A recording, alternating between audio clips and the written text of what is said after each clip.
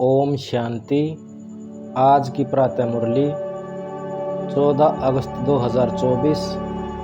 बाबा कहते हैं, मीठे बच्चे, तुम्हारा अनादि नाता है भाई भाई का। तुम साकार में भाई बहन हो, इसलिए तुम्हारा कभी क्रिमिनल दृष्टि हो नहीं सकती। रूहानी बच्चे जानते हैं उनका नाम क्या है? ब्राह्मण। ब्रह्मा कुमारी और ब्रह्मा कुमार ढेर हैं। इससे सिद्ध होता है यह अडेप्ट चिल्ड्रन हैं, क्योंकि एक ही बाप के बच्चे हैं तो ज़रूर अडेप्ट हैं। तुम ब्रह्मा कुमार ब्रह्मा कुमारी ही अडेप्ट चिल्ड्रन हो। एक होते हैं प्रजापति ब्रह्मा के और दूसरे होते हैं परमपिता शिव परमात्मा के, तो ज़रूर उनका आपस में कनेक्शन है, क्योंकि उनके ही रूहानी बच्चे और उनकी जिस्मानी बच्चे अगर उनके हैं तो जैसे भाई भाई प्रजापति ब्रह्मा के साकार भाई बहन हो जाते हैं। भाई बहन का क्रिमिनल नाता कभी नहीं होता। तुम्हारे लिए भी आवाज़ होता है, ना कि यह सबको भाई बहन बनाती है, जिससे शुद्ध नाता रहे, क्रिमिनल दृष्टि न जाए। सिर्फ इस जन्म के लिए यह दृष्टि पड़ जाने से फिर भविष्य कभी क्रिमिनल दृष्टि में नहीं पड़ेगी। ऐसे नहीं कि वहाँ भाई बहन समझते हैं, वहाँ तो जैसे महाराजा महारानी होते हैं वैसे ही होते हैं। अब तुम बच्चे जानते हो हम पुरुषार्थ संगम युग पर हैं और हम सब भाई बहन हैं। प्रजापति ब्रह्मा नाम तो है, प्रजापति ब्रह्मा कब हुआ था यह दुनिया को पता नहीं। तुम यहाँ बैठे हो, जानते हो हम पुरुषार्थ संगम युग में बीके हैं। अभी इसे धर्म नहीं कहेंगे, यह कुल की स्थापना हो रही है। तुम ब्राह्मण के कुल के हो। तुम कह सकते हो हम ब्रह्मा कुमार ब्रह्मा कुमारियाँ ज़रूर एक प्रजापति ब्रह्मा की संतान हैं। यह नई बात है ना। तुम कह सकते हो कि हम बीके हैं। यूँ तो वास्तव में हम सब ब्रदर्स हैं, एक बाप के बच्चे। उनके लिए अडेप्ट नहीं कहेंगे। हम आत्माएं उनकी संतान तो हैं अनादि। वह परमपिता परमात्मा सुप्रीम सोल है, और जिसको सुप्रीम अक्सर नहीं कहेंगे सुप्रीम कहा जाता है। संपूर्ण पवित्र को ऐसे नहीं कहेंगे। सब में प्योरिटी है। प्योरिटी सीखते हैं इस संगम युग पर।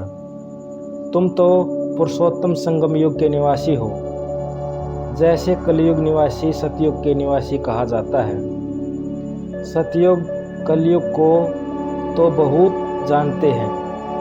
अगर दूरादेश बुद्धि हो तो समझ सकेंगे। कलयुग और सतयुग के बीच को कहा जाता है संगम युग। शास्त्र में फिर युगे युगे कह दिया। बाप कहते हैं मैं युगे युगे नहीं आता हूँ, तुम्हारी बुद्धि में यह होना चाहिए हम पुरुषोत्तम संगम योगी ब्रह्मा कुमार और ब्रह्मा कुमारी हैं। न हम सतयुग में हैं न कलयुग में हैं। संगम युग के बाद सतयुग आना जरूरी है। तुम अभी सतयुग में जाने के लिए पुरुषार्थ कर रहे हो। वहाँ पवित्रता बगैर कोई नहीं जा सकता।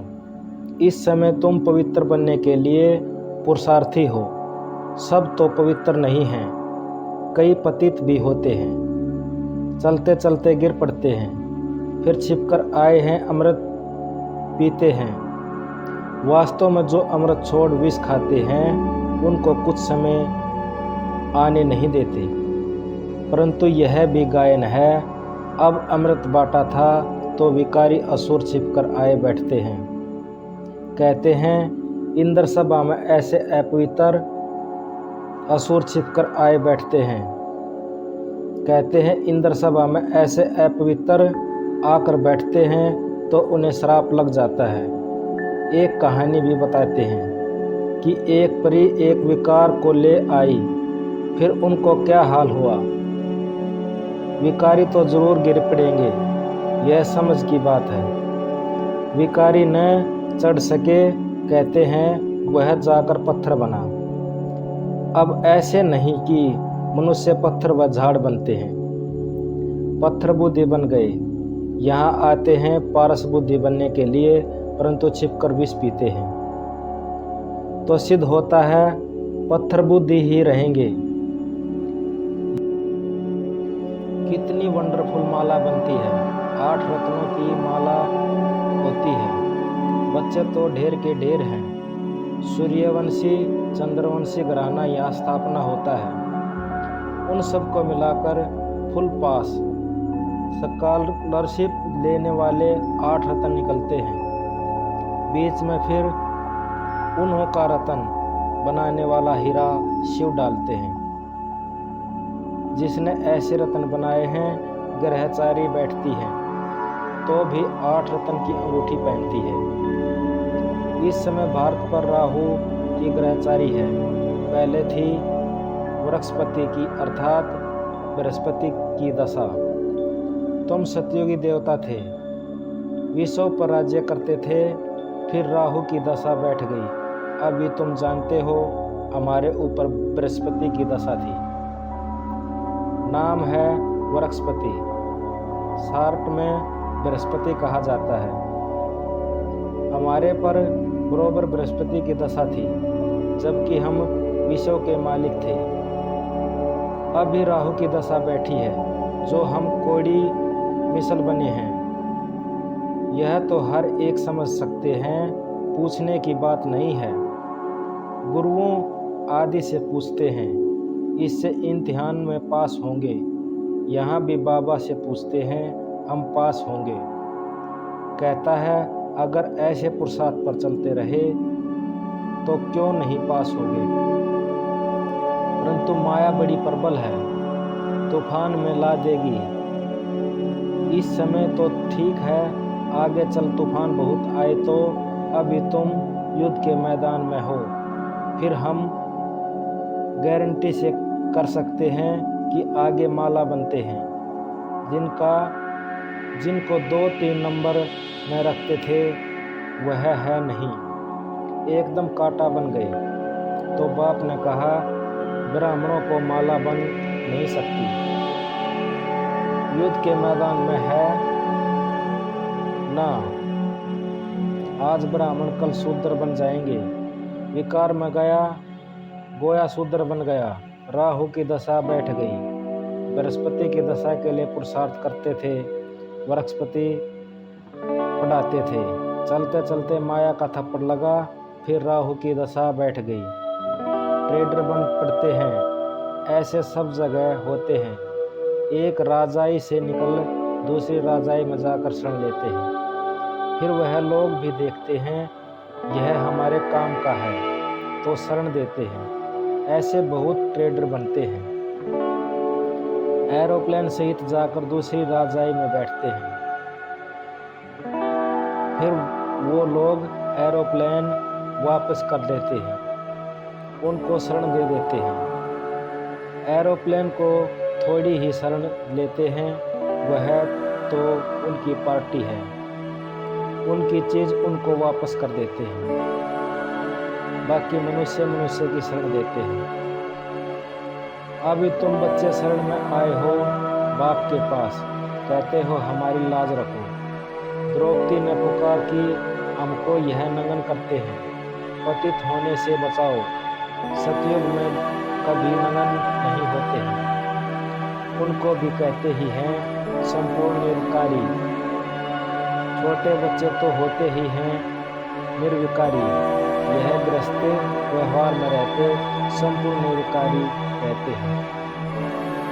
भले स्त्री पुरुष के साथ रहते हैं तो भी निरकारी रहते हैं। इसलिए कहते हैं हम नर से नारायण और नारी से लक्ष्मी बन रहे हैं। वह है निर्विकारी दुनिया, वहाँ रावण नहीं, उसको कहा जाता है राम राज्य। राम शिव बाबा को कहा जाता है। राम नाम जपने का अर्थ ही है बाप को याद करना। राम राम जब कहते हैं तो बुद्धि में निराकार ही रहता है। राम राम कहते हैं सीता को छोड़ देते हैं, वैसे कृष्ण का नाम भी लेते हैं, राधे को छोड़ देते हैं। यहाँ तो बाप है ही एक। सतयुग में है बिल्कुल नई दुनिया, बहुत थोड़े मनुष्य रहते हैं। फिर बुद्धि को पाते हैं, वहाँ तो बहुत थोड़े देवताएं रहते हैं। तो नई दुनिया में जाने का पुरुषार्थ करना